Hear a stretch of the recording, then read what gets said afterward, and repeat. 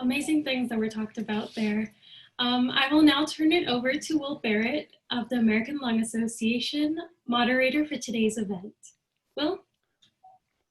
Thank you, Paula. Really appreciate it. And good afternoon, everybody. I am Will Barrett. I'm the Director of Clean Air Advocacy for the American Lung Association here in California, based in Sacramento.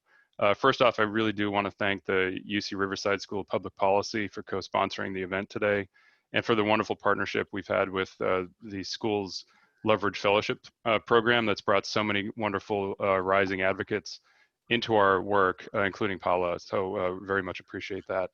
And really want to thank everybody for taking the time today. We know that there's a lot going on in California right now, and taking the time to watch this film with us, really, which we think is helpful to highlight the work that the American Lung Association is doing, and really highlight the work that communities across the United States are doing. And we know for sure that that work is central in so many communities throughout California, and we're really honored to be able to work with many groups doing that work. The film really does show that over the 50 years of the Clean Air Act, we've made tremendous progress, but in the context of the public health emergencies that we're facing right now in terms of air pollution and climate change, we know, especially this week in California with the extreme heat, extreme ozone, wildfire smoke, and the power situation, we know that we have a lot more work to do to protect public health across the board. So we know that in our annual report, the State of the Air report, 7 out of the 10 most ozone polluted cities in the United States are in California. 6 of the most particle pollution cities in the US are in California. And what we saw in this year's report was that climate change impacts are really making the job of cleaning our air that much more difficult, with wildfires, extreme heat, and other factors that are interfering with our progress that we've made over all this time. One good thing to note, next week, the California Air Resources Board will hold 2 important hearings on cleaning up pollution from 2 of the most important sectors we have to deal with right now, the trucking sector and the pollution from ships at our ports. And really, we know that these are have high levels of impact on communities that are most overburdened by pollution. And we'll talk about it a little bit later about how to get involved in that hearing. But really, these are critical actions that are coming up next week in a way for people to raise their voices and really try to make a difference. Before we get to our panel, there are just a few notes throughout the film that I wanted to highlight and hope that maybe the panelists can dig into. So just going to run through quickly. Really thought it was important to hear from CARB Chair Mary Nichols and Governor Schwarzenegger on the role of transportation pollution in our fight for clean air. Certainly the dominant source in California, we know we have to address it. Former Senate staffer Tom Jorling noting that we have to go to an all-electric society, and that's the future. But we also know that there are solutions right now that are taking place. Shashwanda Campbell from Baltimore really noting that ensuring that community voices matter in the decisions that are affecting them, and really bringing the community together to fight for the healthy communities that we're all looking for. And then finally, Mustafa Santiago Ali, noting at the very end, we can be pessimistic, and certainly this week in California, it's easy to be pessimistic about what's going on, or we can work to bring people together, learn about solutions, and really try to take that next step. So with that, I'm looking forward to the panel discussion, and I'll go ahead and give a brief introduction of the folks who are going to be speaking today. And again, really pleased to have a great panel together of these experts. So I'll just run through everybody and then turn it over to our speakers. So Dr. Sunny Ivey is Assistant Professor of Chemical and Environmental Engineering at the University of California, Riverside. Dr. Karen Jakpor, a physician and American Lung Association clean air advocate and volunteer. She's been recognized for her work. And just on a personal note, I get to spend a lot of time with her every summer when she comes to Sacramento to do visits with me in the Capitol. It's a highlight, and we missed that this year with Karen. Jonathan Pruitt is the Environmental Justice Program Coordinator with Catholic Charities of the Diocese of Stockton in the northern part of the San Joaquin Valley. And then Adrian Martinez, a staff attorney with Earthjustice and a longtime friend of the Lung Association, our coalition work. So thank you all for being here to share your perspectives on the film and the work that you're doing. And then following the comments from the panelists, we'll have an opportunity for questions and discussion. You can feel free, I see a lot of people are doing it, to use the chat function, and we'll walk through the questions. So now I'll turn it over to Dr. Ivey to kick us off. So thank you. Thank you, Will. Hi, everybody. Once again, I'm Dr. Sunny Ivey, professor at UC Riverside. I'm also a research faculty member at the College of Engineering Center for Environmental Research and Technology. And first, I want to thank Jenny, Will, the organizers, for hosting the panel and inviting me to be here. And I want to give a special thank you to Paula, who invited me to be a part of this panel. Without her, I wouldn't be here. First of all, I'm very happy to be here because the film is what precisely embodies the motivation for my research and my career. I got into the field of air pollution and air quality research because I wanted to develop solutions to environmental issues. I've been working in this area of air quality and health effects for the past 10 years. I first started off at Georgia Tech, where I was working with Ted Russell, and we explored air quality and health impacts over the eastern United States. And later on, I worked at the University of Nevada, Reno with Professor Heather Holmes, who's online today, where we actually look at these impacts in Salt Lake City, which was one of the cities featured in the movie. I actually became aware of the Cancer Alley issue in Louisiana a few years ago. And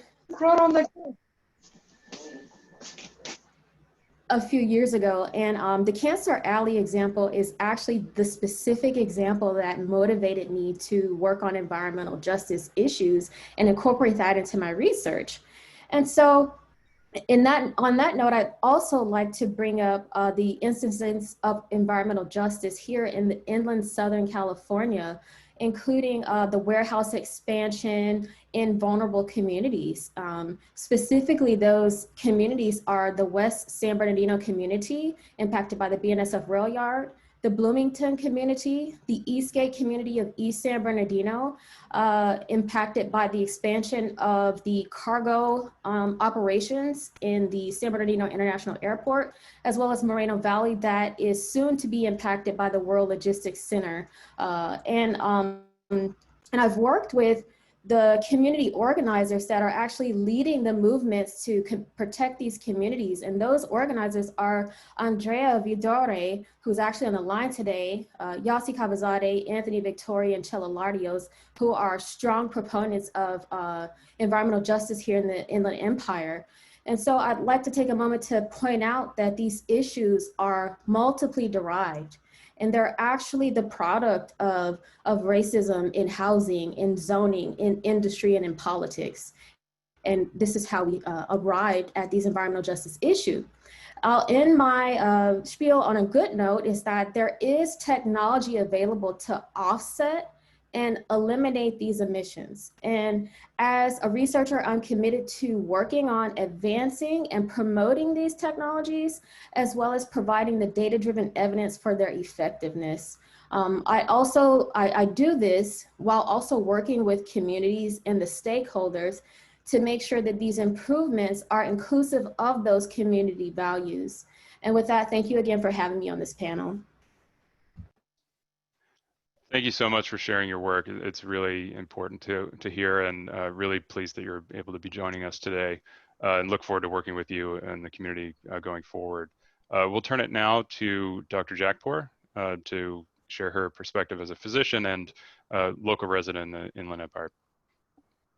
Thank you. My name is Dr. Karen Jakpor. I'm from Riverside, and I'm a physician volunteer with the American Lung Association. Thank you for inviting me here today for this film screening. I really thought that was a great film. I have the perspective of both a physician and a patient because I've been hospitalized or in the emergency room with asthma more times than I can remember. I can't count anymore. And I became active in the fight for clean air after I lost my clinical career due to asthma. I've been very concerned about the heavy impact of the growth of warehouses in our community and the increased diesel truck traffic and harmful diesel pollution due to the logistics industry, especially right here in inland California. I really enjoyed watching the film Unbreathable. I learned a lot that I didn't know about the development of the Clean Air Act and how bipartisan that was. And it was inspiring to see how community action and youth can really change things. That should inspire each one of us to do what we can do. As I live in this polluted county, I must follow air quality very closely because the level of air pollution often directly affects my breathing. My friends sometimes call me a barometer or like a canary in the coal mine when my breathing directly reflects the current air quality. Recently, we've had dangerously high ozone levels during this heat wave, including a couple of purple air days, the days where air is very unhealthful for all.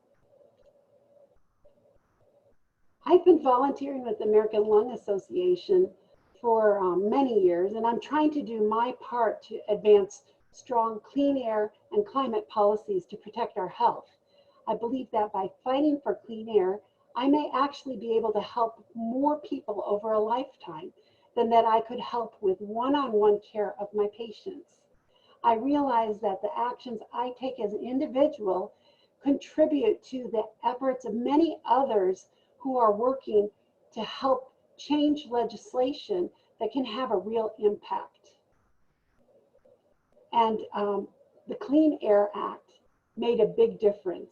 And we need to keep up this fight so that the Clean Air Act is not weakened right now.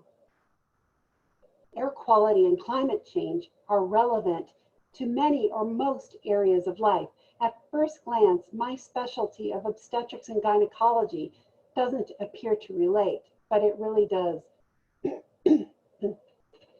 Actually, numerous studies have linked air pollution to a host of health impacts ranging from asthma attacks, lung disease, lung cancer, heart attack, stroke, and even premature death. But air pollution impacts pregnant women and babies as well. A very important study looking at 32 million US births led by Dr. Bruce Becker was published in JAMA Network Open in June, and it showed that women exposed to high temperatures and or air pollution, both ozone or particulate matter, they are more likely to have premature, underweight, or stillborn babies.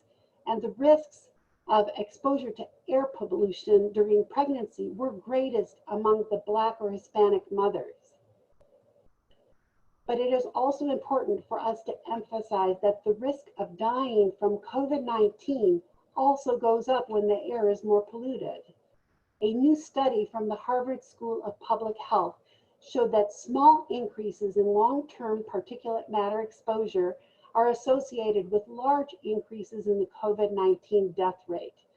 We know that the long-term exposure to air pollution can worsen the symptoms of lung disease and increase susceptibility to lung infection, which now includes new evidence about air pollution and COVID-19.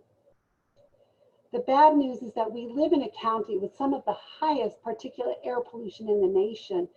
And with the wildfires that we are facing today, right now, the threats are even greater. And so I'd like to reemphasize that air quality and climate change touches everybody, everywhere. As the film stated, we each take roughly 20,000 breaths a day. We all have had life experiences that are relevant for the fight for clean air, so we should all take part. I'd like to challenge each one of us to use our breath to speak up, to fight for clean air, and to fight climate change. Here are some practical suggestions, concrete things that you can do. Speak up at hearings to oppose the development of new warehouses in your community. I understand that the city of Riverside is currently trying to develop a good neighbor policy for warehouse development proposals, so it's time to speak up when they have that hearing. Support the American Lung Association's work to protect the air we breathe. Sign the petition calling on the EPA to strengthen the ozone standard. Write letters to the editors of newspapers. Post on social media to educate your friends about air pollution and climate change. Give 3 minutes of testimony at hearings, EPA hearings, Board of Supervisor hearings, City Council meetings.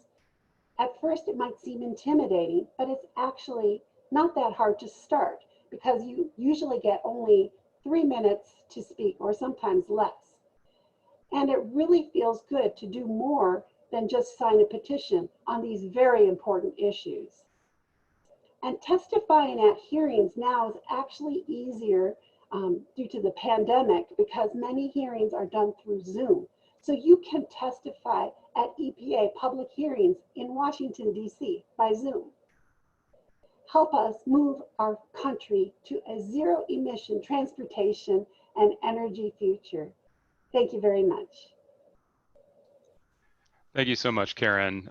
Really appreciate it and really appreciate all of your wonderful work in support of clean air. I'll just note that Karen was honored with the Clean Air Award by the South Coast Air Quality Management District for her work. And we're just so proud to have her as a volunteer and spokesperson with the Lung Association. So thank you again for joining us and bringing your voice to the discussion. Now we'll turn, thanks Karen. Now we'll turn to Jonathan Pruitt in Stockton, who does really important work in that area around environmental justice through the Catholic Charities Diocese of Stockton. Thank you, Will. My name is Jonathan Pruitt. I am the Environmental Justice Program Coordinator at Catholic Charities Diocese of Stockton. We strive to be the Catholic voice for environmental justice across the Central Valley. And we've been around since 2005 doing this sort of work. I definitely want to thank everyone for being here as part of this screening. And I also want to especially thank the American Lung Association for inviting me to be part of this panel. I'm very humbled to be on part of this strong panel who have been cavaliers for environmental justice and clean air. And so I thank you for that. And so in part of the documentary, there are some quotes I definitely wanted to pinpoint, which one of them was from Ann Rolvis, who is the director of the Louisiana Bucket Brigade. And she talked about the Clean Air Act. And she mentioned that, it would make sense local governments to be more effective with delivering a clean air program. But unfortunately with Louisiana, with trying to incorporate that sort of program, it probably won't work. And the reason why is because it's just so full of industry and oil and gas companies. And it spoke true, and it was pretty much similar to the Central Valley. The Central Valley's economy has been molded to be an oil and gas company's gold mine. And I'll go more in a microscope lens to look at, for Stockton, for instance. Stockton is ranked, the majority of the land is ranked in the top 95 percentile on CalEnviro screen as disadvantaged. And our air quality is not safe. And it doesn't help that we have the goods movement along that I-5 and 99, and also the Port of Stockton. And what's important to know is how did Stockton get to this point? And Dr. Ivey made it clear that, with the racial policies in the past, and it still holds clear today why people are unfortunately in these areas where they're not able to bring in sustainable communities, or there's not a lot of investments, and it's just because of we put them back behind the line from past issues that now it hurts. It's hard for bringing people in the front. And an example for us is, Stockton has been known as being was a big key contributor for the gold mines, the gold rush, for agriculture. We had Chinese, Japanese, Filipino, and Mexican immigrants, farm workers, working to build the levees in the Delta neighborhood, the San Joaquin Delta. And so Stockton was known for its hard labor. But unfortunately with the hard labor, they pretty much pushed them away in secular areas based off of redlining neighborhoods where it's pretty much adjacent to the Port of Stockton and other industrial zones. And this was during the time of, after World War II, everyone started coming back from the military, and the industry needed to, ramp up. And so with that, they pretty much kept those Black and brown communities and the minority communities in these secular areas, not allowing them to move up in North Stockton. And because of that, and due to the issues with the Stockton's development plan after World War II, they made it clear, you know, where they're going to place them in is next to the industrial zones and the warehouses. And it still happened. And the Port of Stockton is still in their backyard. And all the other pollution from the industries and the trucks are in their backyard, and they're not able to move past from it. There are a lot of stories that I could definitely bring up, but I didn't want to, you know, provide one that would, I think the one that I would probably be better is to describe the one that's literally adjacent from the Port of Stockton, literally 200 yards from the Port of Stockton, called Box Track Community. It's a lot of Spanish-speaking communities, and so they're the ones that, unfortunately, they've expressed their concerns to their city officials, but it's because they haven't gotten anything done from it. There hasn't been a lot of communication, that they've pretty much kept it as, you know, it's their lifestyle. And because sadly they felt, since nothing's going to happen, we might as well live through this. And it has affected a lot of people. Thankfully, some people were able to move, but unfortunately, there are people that can't move because it's built generational poverty in that area. And an example would be, you know, when looking at comparisons from people from living from one side to the other based off of the area codes, you know, there was a mother who lived from the east side of Stockton, had 2 kids, both healthy, but then moved to the left on the west side of Stockton near Box Tract. And she had another child, and her child grew up with asthma, grew up with lung issues. And she herself, unfortunately, she believes it's because of God blaming her for her past issues. But realistically, it's because she lives in proximity of the Port of Stockton and other pollution sources. And I tell you the story because it just goes to show the racial policies, you know, pretty much are still affecting these areas today. And unfortunately, it's not like any other communities that are able to move out of their neighborhoods to go somewhere else, like a flip of the switch. It's just not that easy. And so that's why it's really important with these policies to allow the states, to bring the state and local government an understanding to provide dollars and funding for these communities that really need it. And that's an example for, like, you know, SB 375 and AB 617 and TCC for the Transformative Climate Communities. They are strong testaments to environmental justice. And there was a point that was made in the film that it takes, during the time, like, you know, NASA going to the moon, it takes working with industry businesses. And it takes, you know, working with the businesses themselves, the environmental groups, the community members, state and local government, academia, and the technology to make things happen.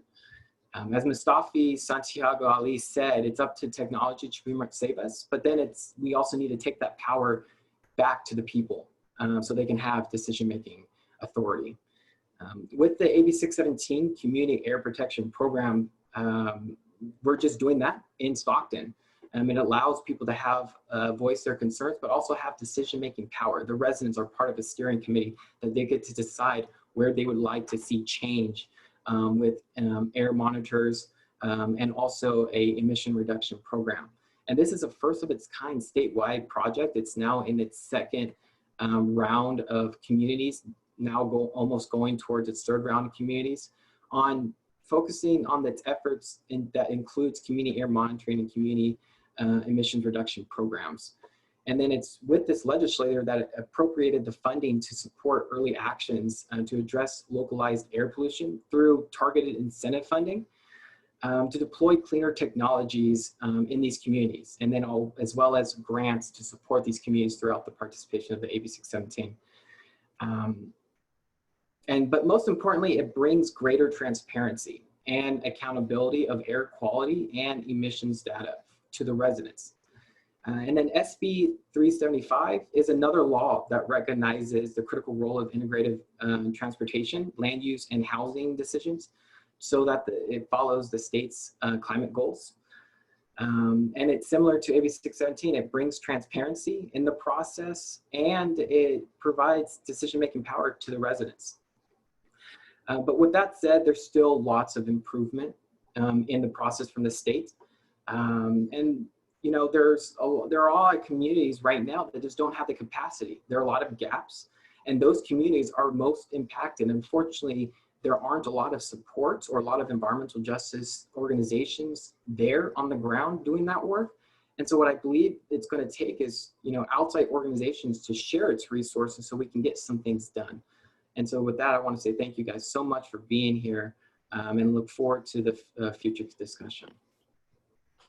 Thanks, Jonathan. Really appreciate the walkthrough of local impacts in Stockton around the port and related to your work on building healthy communities for all residents in all neighborhoods. So thank you very much for sharing. And then we're going to go ahead and wrap our panel up with Adrian Martinez with Earthjustice to share a bit of his work and expertise as an attorney working on clean air issues and an advocate for healthy communities as well. So Adrian? Hi, good afternoon, everyone. Thanks for having me. I want to thank the Lung Association for putting on this event and continuing to keep up the drumbeat that we need to clean our air. So 18 years ago, during law school, I came out to Los Angeles to do an internship. And I had grown up in North Carolina in a place that had relatively clean air. And as I entered into San Bernardino, I looked around and I said, what is this thick brown haze that was everywhere? And so through that internship at the Natural Resources Defense Council, I was able to work with many terrific attorneys. And eventually I landed a job there after law school. And it was there that I kind of really found what my passion for using my law degree would be. And that was to seek justice through litigation and advocacy for people who have to breathe dirty air. So over the years, I've been able to work with a lot of great partners and clients to clean the air and push for policies that would transform the LA region to be safe to breathe. Right now, I'm working at Earthjustice, where I've been for about 7 years, and I'm a staff attorney in the Right to Zero campaign. And basically, the Right to Zero campaign is founded on this premise: to meet our climate, air quality, and health challenges, we need to move to zero emissions in our energy sector, our transportation sector, and now increasingly in our buildings. So we have kind of pivoted to do advocacy and litigation, advance zero emission solutions in all those sectors. I primarily work on transportation. So I spend a lot of time working with partners and clients, pushing back when people want to plan large transportation projects, you know, warehouse developments, rail yards, ports, near communities, and not do what's necessary to make it safe to breathe. One of the biggest things that resonated with this film is the Clean Air Act. So the Clean Air Act is an important law. It's a special law. It's a law that the Right to Zero team uses to advance our zero emissions mission now. We spend a lot of time working in two of the areas that are most polluted in the nation, the San Joaquin Valley and the South Coast, using the law to advance clean air. We spend a lot of time at the air agencies making sure they're doing appropriate planning, adopting forward-looking policies, and creating plans that will actually get us to clean air. I think the one thing that really makes the Clean Air Act special is its ability for citizens to use it, for citizens to make sure our governmental agencies and industry are doing what's required under the law. And it's this right to go to court to vindicate our right to clean air that makes it such an important tool that we need to zealously protect and to continue to push, our state and local governments to do better to meet these important clean air standards. There's a lot of discussion today about whether we should be optimistic or pessimistic. It's easy to be pessimistic given a lot of the air quality challenges and climate challenges that people are facing. But overall, I'm very optimistic. In working on zero emissions, I think we're in a totally different place than we were even 3 years ago, where you rarely saw an electric bus on the road. I was in Victor Valley the other day and I saw an electric bus traveling along the streets there. I've seen them in downtown Los Angeles, and they're starting to become prevalent everywhere.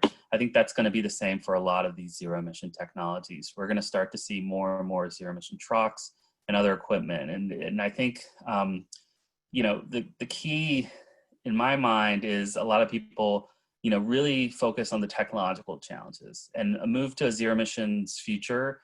It's not going to be easy. It's going to take work. It's going to be hard, but I don't think it's a technological problem we have. Oftentimes what we face is a lack of political courage. And I think that's why Dr. Jakpor's recommendations to really participate in our local government at air agencies like the South Coast Air Quality Management District, the California Air Resources Board, these are really important. It's important that we show up, that we tell people we want clean air, that we demand zero emissions, and that it's unacceptable that Californians continue to breathe dirty air in many parts of the state. So I want to just end by thanking all the panelists. I'm very inspired to be on a panel with so many great people, and really thank the American Lung Association for its continued work to keep our focus on clean air. Thank you. Thanks so much, Adrian. Always appreciate your insights and really appreciate taking the time. I know it's been a busy week. So we have hit the one o'clock hour, but we want to give folks maybe 10 more minutes to go through some questions that have come in, and then we'll do a wrap up and kind of be done about 1:20, it looks like. So we wanted to start maybe with a question for Dr. Jakpor about, and for all the panelists really to respond to, but talking about how we can support youth advocates, youth leaders on climate change and health issues, and wondered if Dr. Jakpor, you could start with that question. How youth should be involved? Well, the standard answer that I hear over and over is that youth should be involved because they're going to inherit these problems, and you know, there's more to it. I think that youth have special characteristics that will really energize our activism and make them very effective advocates. In general, you can find some very idealistic youth, and when you approach a problem with the attitude that you can make a difference, you can make a change, they're going to listen, that is very helpful. And that positive attitude, that idealism, that energy, that enthusiasm, I think it makes a difference. And my daughter, both of my daughters have been involved in activism for clean air and volunteering with American Lung Association since they were young. My junior in high school, she's here. Can you come and say hello? This is Gibiana, and she's a junior. And when did you get started in activism for clean air? Well, I got started in 6th grade going to Sacramento on legislative visits. I talked to the legislators, talked to legislative staff, and I would often tell them about my experience having to change schools because of air pollution. See, my school was, my elementary school was next to the freeway, but there was a barrier of trees between the school and the freeway. Well, then the freeway got expanded and all those trees were cut down.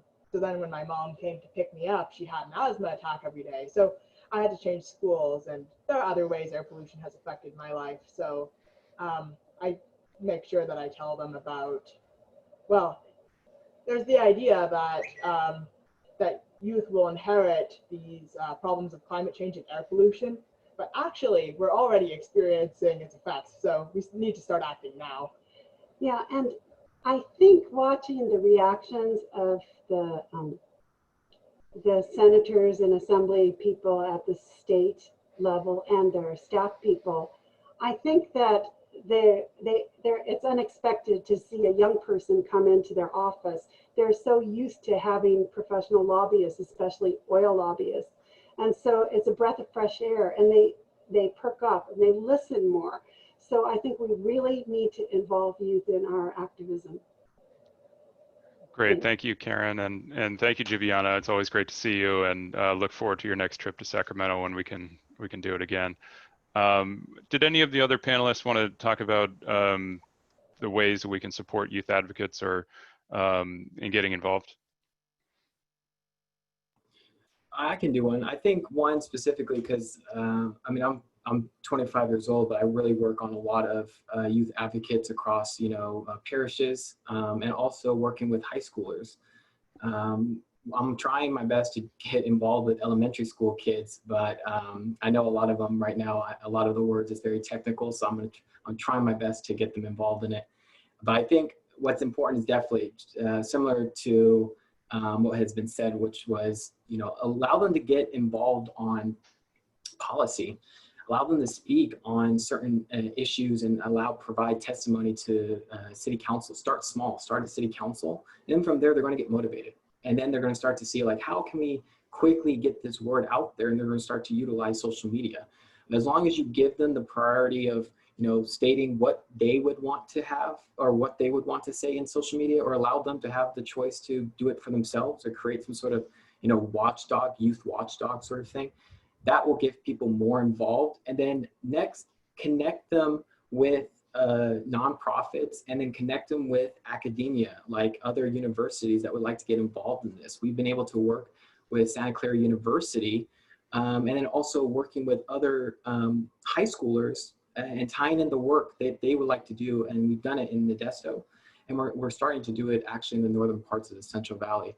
And so once they start to see there are other schools that are very involved in environmental issues, environmental science, they're more inclined to actually want to get involved in it. And it's always good to start in sophomore and then junior year, just so that maybe you can it might convince them that they like to go to that school as a major of interest. So there's a lot of dynamics that would be involved in, but that's what I'd recommend. Wow, that's great. Yeah. Sorry, go ahead. I have some comments on youth participation as well. Perfect. So I'm going to highlight two organizations. One is the Sierra Club and their My Generation initiative.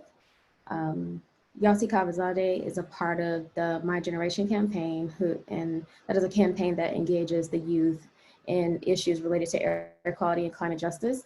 The second organization I want to point out for youth involvement in environmental exploration is actually CSERT. Nicole Cleary, who is on our line, she is actually leading an effort to engage high school students on air quality monitoring in Riverside, in Redlands, and I'm thinking that that initiative is going to expand. So if you're interested in getting young people involved in the research and technology side of air pollution mitigation and climate justice, please contact CSERT and Nicole Cleary. Thank you. Wow, that's great. And we'll make sure that we get some of those links gathered up as well for folks, but I appreciate you flagging that for everybody. I think maybe we'll do one more question, and it looks like, why don't we go with a kind of lightning round, and I know Adrian kind of spoke to this a little bit, but in the next year to 2 years, we have a lot of work to do, and just kind of what we can do in this kind of immediate future. What are you most optimistic about, most pessimistic about, and what do you think we can get accomplished in the next year? Well, I'll start, so I'll be real quick. A couple things. I think at the top of the meeting you referenced that the California Air Resources Board has a lot of important regulations to control ship pollution, truck pollution, tugboat pollution. I think really making sure that we get these rules over the finish line and adopted is critical. I think the other thing that's really important is there's no better time than now to talk about energy planning. Part of the way to get to zero emission vehicles is get the infrastructure in place. So I think we need to participate at the Public Utilities Commission and the California Energy Commission as they try to tackle these issues on how do we get more zero emission vehicles.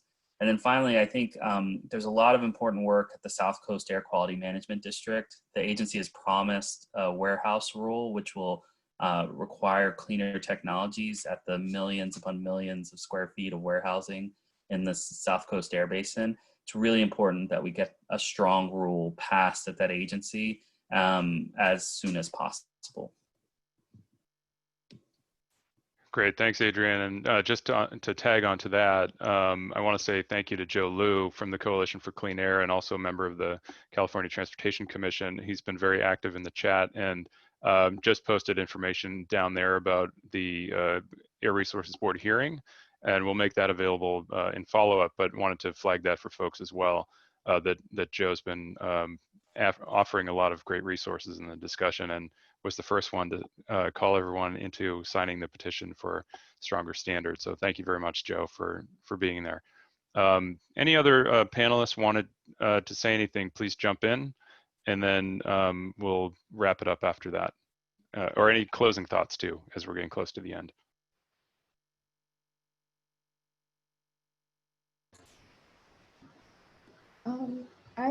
Oh, go ahead, Karen. Did you have a comment?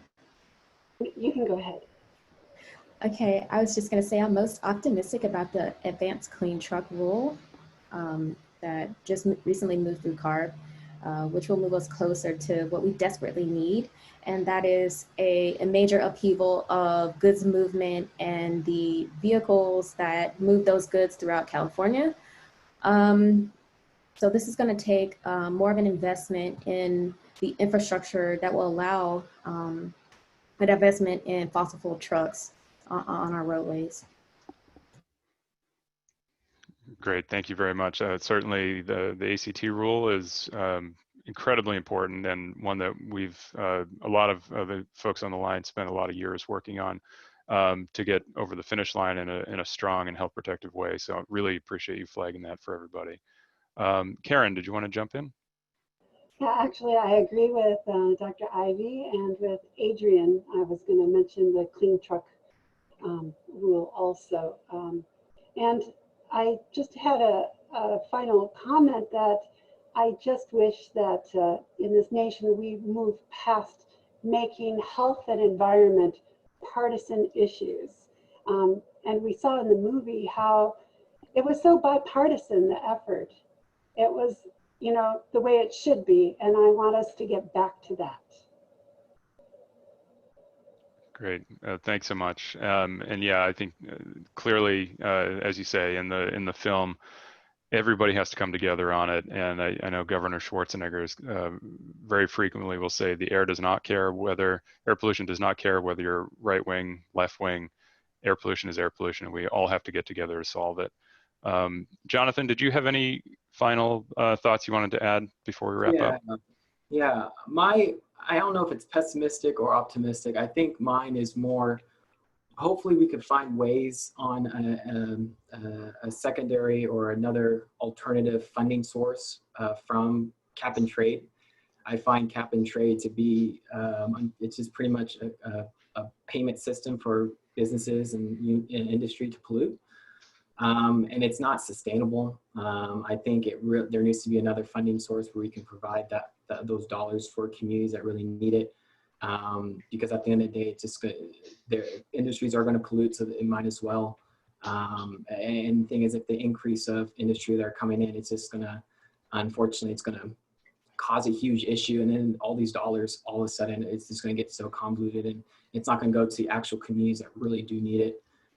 So hopefully down the road, in the near future, that CARB and working with the states, that we start to look into that. And then I also wanted to give a huge shout out to, community choice aggregations. I think that's one of the huge things that, cities are going to start to look at. Stockton is trying to look at, because PG&E unfortunately has a huge hold on a lot of the energy infrastructure. And we really do believe that there needs to be a transparent and accountability from PG&E, and we believe there needs to be a more sustainable funding source for local projects, and we think community choice aggregations could definitely do that. Great, thank you, Jonathan, for those final thoughts and for sharing all of your work as well. We'll go ahead and just conclude this with sincere thank you to all of our panelists. We very much appreciate your time, and for everybody who's joined the discussion today. We know that the road ahead is hard, but if we do it together, we'll get there, and really make sure that all communities breathe clean, healthy air. And I think, as we saw in the film, doing it together is the way to go. And I really appreciate everyone taking some time to learn about all the great work that's going on through the other partner organizations here, and just to hopefully gather some inspiration from the film. As noted, there's a lot going on, and we'll follow up with links and other resources. Also, very much wanted to say thank you again to UC Riverside School of Public Policy, and for our wonderful Leverage Fellow, Paula Leora, who has really led the whole development of this screening and panel today. So really appreciate the partnership there. In closing, I just wanted to say we just launched our Healthy Air Activist Toolkit. Jenny's already posted links to that. And really that's to provide a lot of resources in one place so that we can all kind of work together to advance the ball. We also know through our Stand Up for Clean Air campaign, we're inviting people to share their clean air story on social media as well. So we'll provide information on that. And then, as Joe Liu noted in the chat, the link is out there for signing up to speak about your support for adoption of the vessels at berth. That's the cleaning up pollution at our ports, as well as the low NOx omnibus standard, which is cleaning up emissions from the trucking sector beyond what we've accomplished in the zero emission truck rule. So there's a lot of opportunity. There's a lot to be hopeful for. And no small part of that is everybody taking the time to learn more and chat together about what we can do. So thank you very much. I'll end it here and just say thank you for joining us, and have a wonderful rest of your day.